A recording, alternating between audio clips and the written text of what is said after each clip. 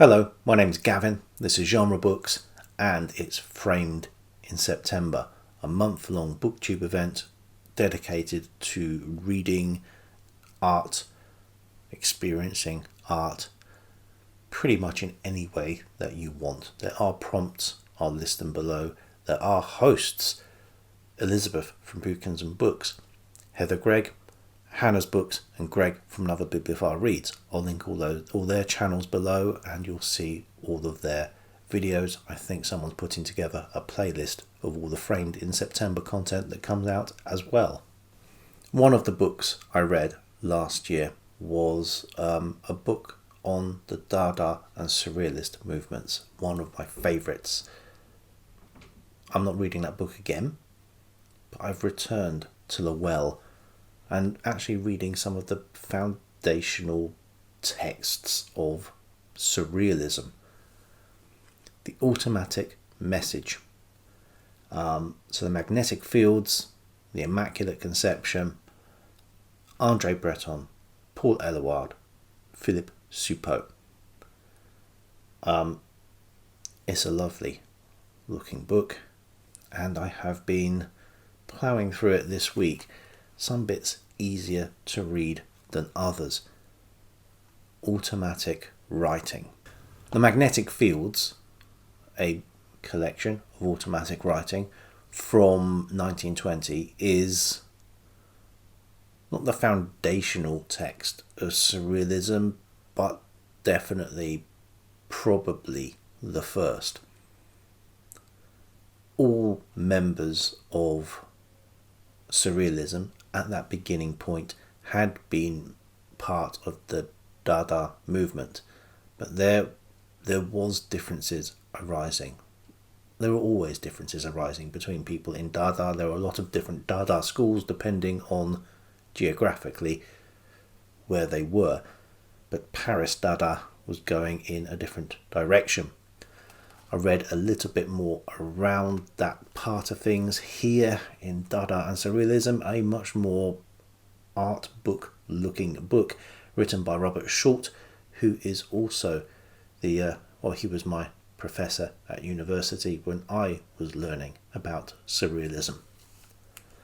The two people involved with this conversation are André Breton, who began the Surrealist movement, or certainly sort of gave it voice, wrote its manifestos, and one of the people writing the manifestos for Dada, Tristan Tzara. Breton hinted darkly to Tzara in a letter dated 20th of April 1919 that he and his friends were currently nursing a project which ought to overthrow one or two worlds, but the preparation of which would take several years. He was undoubtedly referring to the experiments of automatic writing which he and Soupeau were conducting that spring.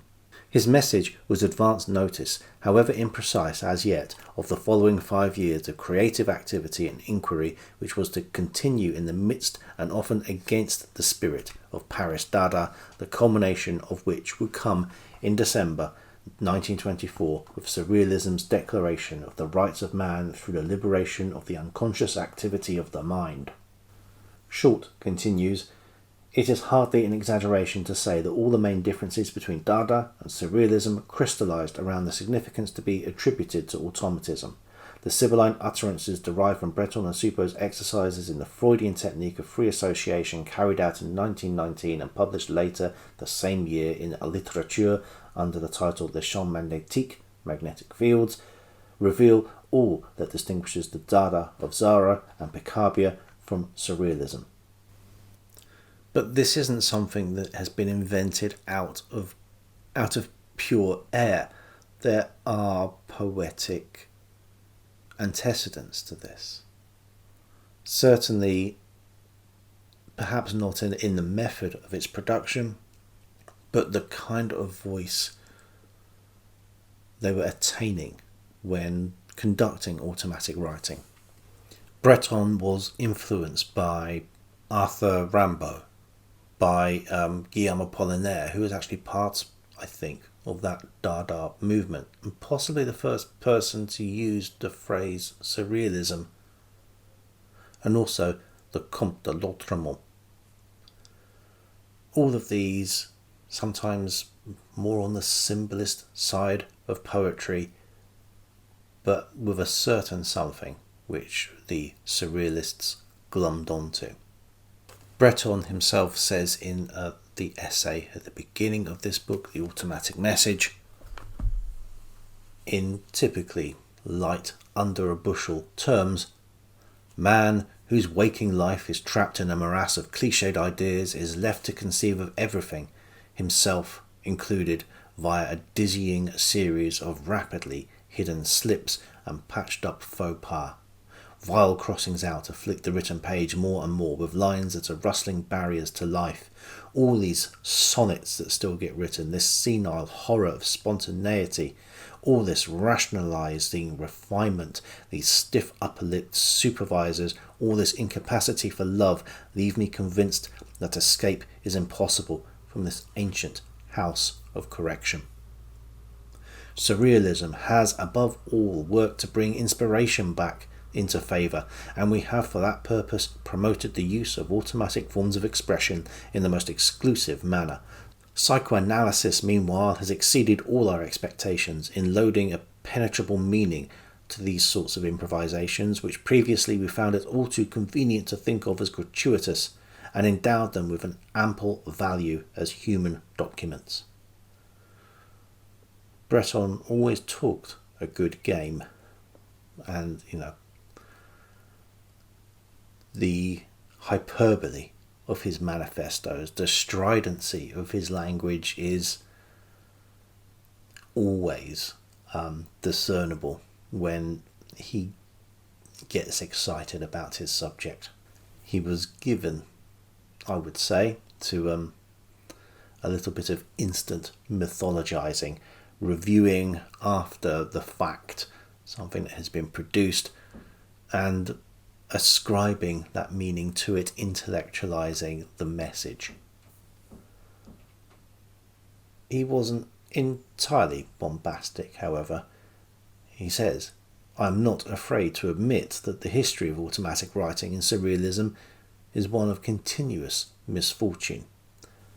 I do feel that what we are given with these automatic writing texts are very much the edited highlights. How much editing goes in to what remains, I'm not entirely sure." He almost compares automatic writing to a purgative, almost like a medication. I have for years been counting on a torrential flow of automatic writing to clean out the literary stables. He also, and this is quite odd, is at some pains to differentiate what the Surrealists are doing with their automatic writing compared to what mediums were doing in, their clairvoyance. He says the latter, these are the mediums, have no idea what they're writing if we take them at face value. But he also differentiates it from unconscious writing, which may come out via psychoanalysis. In contrast with the spiritualists' aim of disassociating the medium's psychological personality, the Surrealists' aim is nothing less than to unify that personality. I would always get excited learning about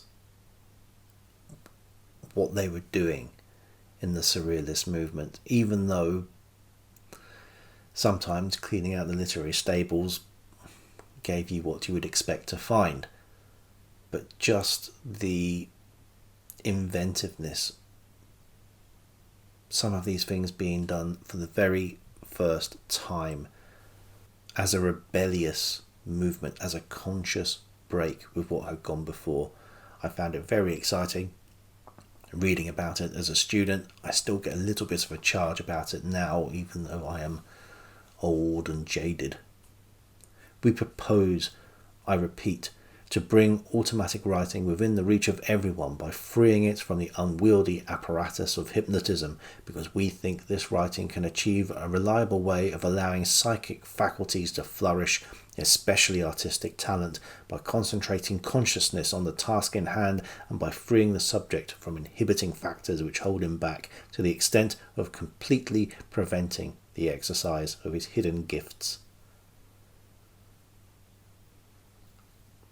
Taking the vanity away from the artist,